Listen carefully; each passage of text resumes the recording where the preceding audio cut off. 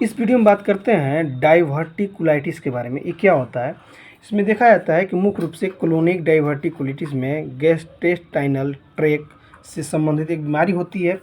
इस स्थिति में पाचन तंत्र में छोटी छोटी थैली बन जाती है, जिन्हें डाइवर्टिकुला भी कहा जाता है।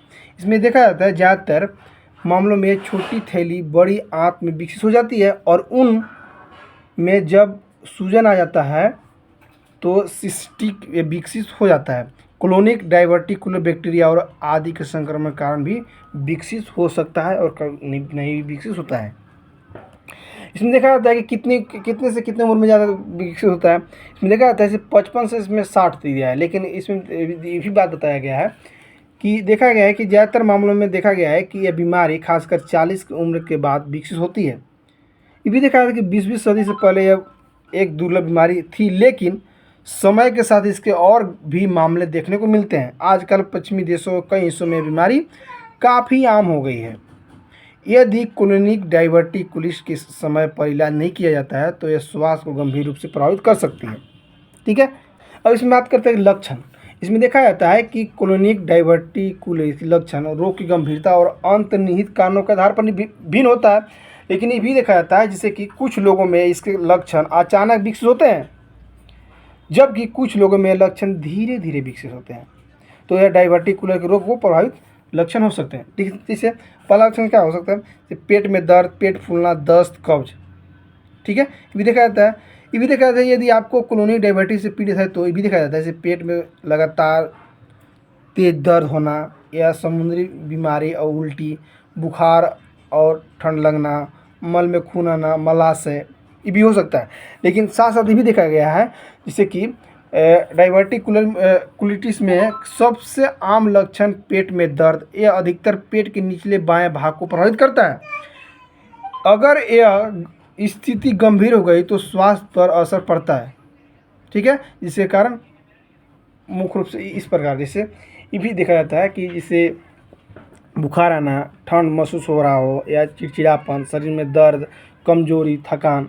ठीक है, अब बात करते हैं कि डॉक्टर कब दिखाएं। जब इस सब आपको लक्षण दिख रहा हो तो अपने नज़दीकी डॉक्टर से ज़रूर संपर्क करें। ठीक है, इसमें देखा जाता है कि ये बीमारी जो होता है डाइवर्टिकुलाइटिस, ये क्यों होता है, होने का मुख्य रीज़न क्या है?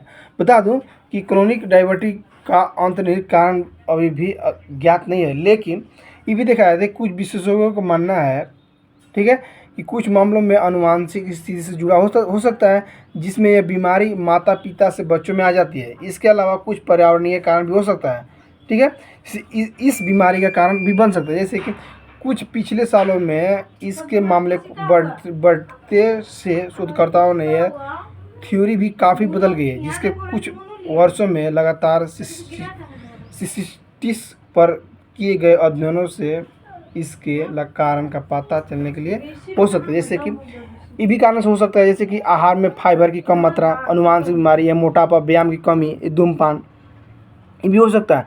इसके अलावा ये भी होता है जैसे पाचन तंत्र की कुछ बीमारी के कारण भी हो सकता है, भी क्रोनिक डायबिटीज खुद खतरा बढ़ जाता है, जैसे कि संवेदनशीलता में आंत बीमारी या बवासीर या पेप्टिक छाला या वृद्धांत शोध, आंत का कैंसर भी हो सकता है। ठीक है, अब इसके बात करते हैं निदान के बारे में, क्या क्या किया जा सकता है। इसमें निदान में देखा जाता है कि कई मामलों में क्लोनिक डाइवर्टिकुलिटिस का निदान करना मुश्किल हो सकता है। ऐसा इसलिए क्योंकि अक्सर इसके लक्षण सामने नहीं आते हैं। ऐसे में आमतौर पर इस बीमारी का पता नहीं तभी चलता है जब व्यक्ति किसी अन्य बीमारी के कारण इलाज के लिए जाता है। देखा जाता है कि इसे क्लिनिक डाइवर्टिकुलिटिस परीक्षण के दौरान डॉक्टर अब पहले रोगी के उसके लक्षणों के बारे में पूछते हैं और उसकी फिर पिछली चिकित्सा की स्थिति के बारे में पूछते हैं कि कभी बीमार पड़े थे कि नहीं, फिर घर में कैसे होता है, फिर कैसे बीमार पड़े थे, कि एक हफ्ते बीमार पड़े थे कि फिर अचानक बीमार पड़े, इसके बारे में पूछते हैं। ठीक, यदि डॉक्टर को लगता है कि मरीज को क्लोनिक डाइवर्टिकुलाइटिस है तो ये स्थिति पुष्टि करने के लिए एक्सरे भी करा सकते हैं, कोलोनोस्कोपी जैसे परीक्षण किए जा सकते हैं। इसके अलावा यदि सिस्टिस के लक्षण विकसित होने के लगे तो रोगी को दर्द, नाक फोड़े होने लगे तो जिसको बोलते हैं श्रोणी और पेट का अल्ट्रासाउंड और सीटी स्कैन किया जा सकता है, ताकि मवाद का पता लगाया जा सके कहाँ से निकल रहा है। ठीक है, ठीक है दोस्तों, मेरा वीडियो को अच्छा लगा लाइक कीजिए, कमेंट। थैंक यू, बाय, जय हिंद, जय भारत।